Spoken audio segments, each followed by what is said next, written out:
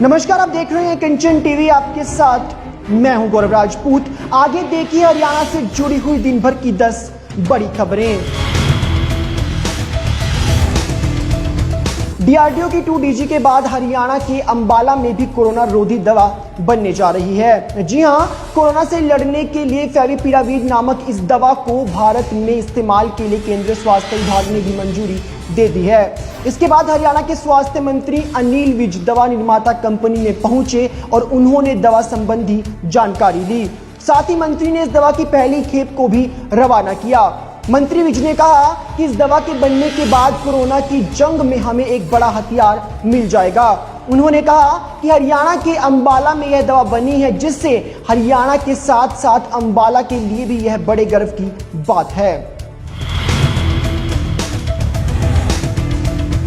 जहां एक और भारत में एलोपैथी और आयुर्वेद के बीच घमासान युद्ध छिड़ा हुआ है, तो वहीं गुरुग्राम की रहने वाली 99 साल के एक बुजुर्ग ने घरेलू उपचार के दम पर ही कोरोना जैसी घातक बीमारी को भी मात दे दी। जी हां, नेचुरल ऑक्सीजन, घरेलू उपचार और सादे खान पान के दम पर ही हरिनगर निवासी लाडो देवी ने कोरोना को हरा दिया है। आपको बता दें कि 20 दिन पहले लाडो देवी कोरोना की चपेट में आ गई थी, लेकिन चूंकि अस्पताल में बेड नहीं मिल पाया, उसके बाद परिजनों ने घर पर ही उनका इलाज शुरू कर दिया।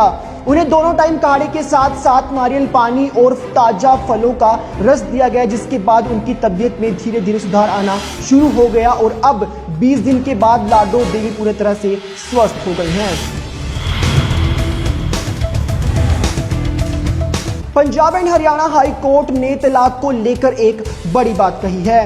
हाईकोर्ट ने कहा कि जहां शादी का टूटना तय हो, ऐसे मामले में 6 महीने का समय देना जरूरी नहीं है।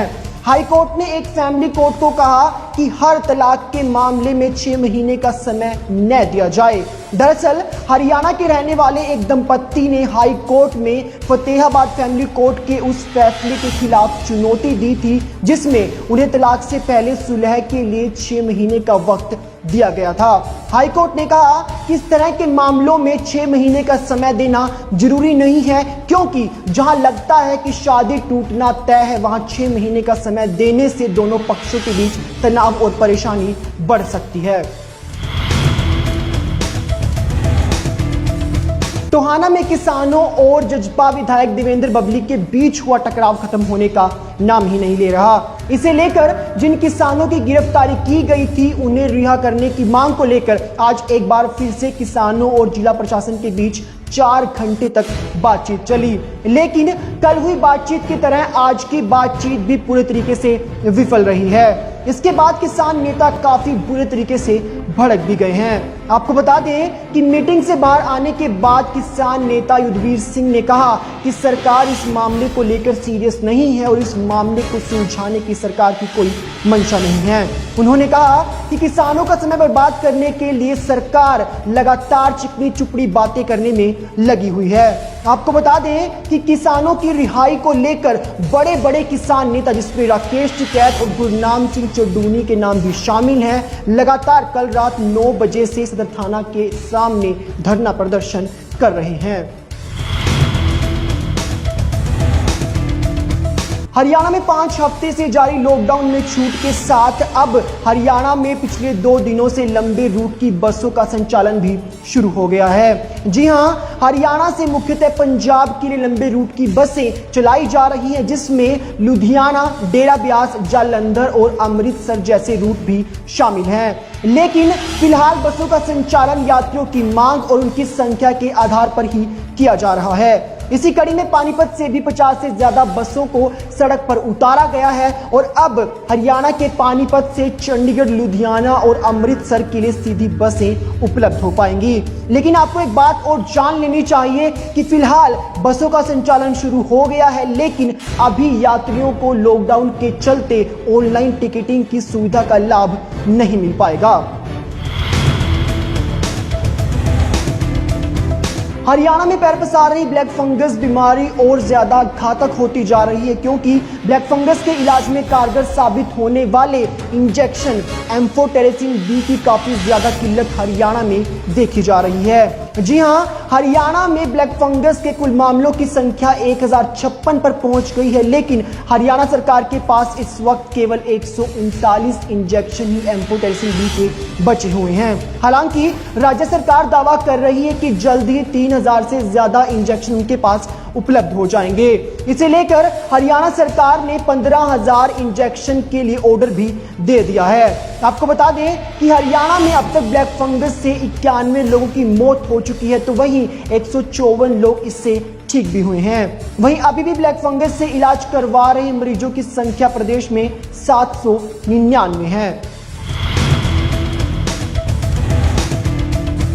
हरियाणा के पानीपत में घरेलू झगड़े के चलते एक ही परिवार के 3 लोगों की मौत के 2 दिन बाद घरेलू कलह के चलते एक और महिला की आत्महत्या की खबर सामने आई है। जी हां, पानीपत में इस महिला ने घरेलू झगड़े के चलते फांसी लगाकर जान दे दी और यह महिला 2 माह की गर्भवती भी थी। आपको बता दें कि पानीपत के काबड़ी रोड पर रहने वाली इस 28 वर्षीय महिला अपने ससुराल वालों की मारपीट और साथ में बेटा न होने के चलते मिलने वाले तानों से काफी परेशान थी।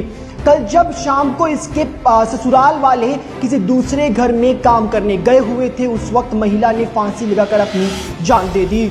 जब महिला को अस्पताल ले जाया गया तो डॉक्टरों ने उसे मृत घोषित कर दिया। हत्या और दुष्कर्म के मामले में रोहतक की सुनारिया जेल में बंद डेरा सच्चा सौदा प्रमुख गुरमीत राम रहीम की तबीयत एक बार फिर से बिगड़ गई है। पेट दर्द की शिकायत के चलते बाबा के तमाम टेस्ट पीजीआई रोहतक में करवाए गए, जिसके बाद उन्हें गुरुग्राम स्थित मेदांता अस्पताल में शिफ्ट कर दिया। आपको बता दें कि पिछले 26 दिनों में यह चौथा मामला है जब बाबा जेल से बाहर आए हैं। इससे पहले 17 मई को भी बाबा इमरजेंसी पैरोल पर 48 घंटे के लिए जेल से बाहर आए थे, लेकिन सुरक्षा कारणों के चलते उनकी 48 घंटे की पैरोल को 12 घंटे में ही खत्म कर दिया गया था। हरियाणा सरकार द्वारा कोरोना वैक्सीन खरीद के लिए जारी किए गए ग्लोबल टेंडर के असफल रहने के बाद अब एक बार फिर से हरियाणा के सामने वैक्सीन के संकट से जूझने के लिए एक बड़ा विकल्प आया है, एक नई उम्मीद जगी है। जी हां, माल्टा की एक international pharma company pharma regulatory services limited ने हरियाणा को रूस की स्पुतनिक वी की 6 करोड़ डोज देने की पेशकश की है। इस कंपनी ने हरियाणा सरकार को स्पुतनिक वी के 30 मिलियन टीके डोज 1 के लिए तो वहीं 30 मिलियन टीके डोज 2 के लिए देने की बात कही है। आपको बता दें कि इस कंपनी के सहयोग से अगले 30 दिनों में हरियाणा को स्पुतनिक वी के 5 लाख टीकों की पहली खेप भी प्राप्त हो जाएगी। इसके बाद 20 दिनों के अंतराल में 10-10 लाख टीके हरियाणा को उपलब्ध करवाए जाएंगे। सबसे अच्छी बात यह है कि स्पुतनिक वी, जिसकी कीमत लगभग 1150 रुपए है, यह टीका हरियाणा के 18 से 44 आयु के बीच के व्यक्तियों को हरियाणा सरकार द्वारा फ्री में ही लगाया जाएगा। टोहाना में जजपा विधायक और किसानों के बीच हुए टकराव और पूरे विवाद के बीच विधायक देवेंद्र बबली ने किसानों से अपशब्द कहने पर माफी मांग ली है और उन्होंने खेद भी जता दिया है। आपको बता दें कि इसके बाद विधायक ने कहा कि कुछ दिन पहले कुछ युवकों ने मेरी गाड़ी पर हमला किया, लेकिन मुझे नहीं लगता कि हमला करने वाले युवक किसान थे। इसे लेकर उनके साथ मेरा काफी विवाद भी हुआ। उन्होंने कहा किसी प्रकरण के चलते मेरे मुंह से कुछ अपशब्द भी निकल गए, जिसे लेकर कल मैंने किसान नेताओं के साथ हुई एक बैठक में माफी मांग ली है और खेद भी व्यक्त कर दिया है। साथ ही विधायक ने कहा कि मैं प्रधानमंत्री नरेंद्र मोदी, मुख्यमंत्री और साथ ही गृह मंत्री से इन कृषि कानूनों को लेकर किसानों की जो मांगे हैं उनको लेकर बात करूंगा और जल्द से जल्द इस पूरे मामले के निपटारे के लिए मैं अपना प्रयास करूंगा। आज के टॉप 10 में बस इतना ही। कल फिर से हाजिर होंगे लेकर आपके लिए हरियाणा की 10 बड़ी खबरें। तब तक देश और प्रदेश से जुड़ी तमाम खबरों के लिए आप देखते रहें कंचन टीवी।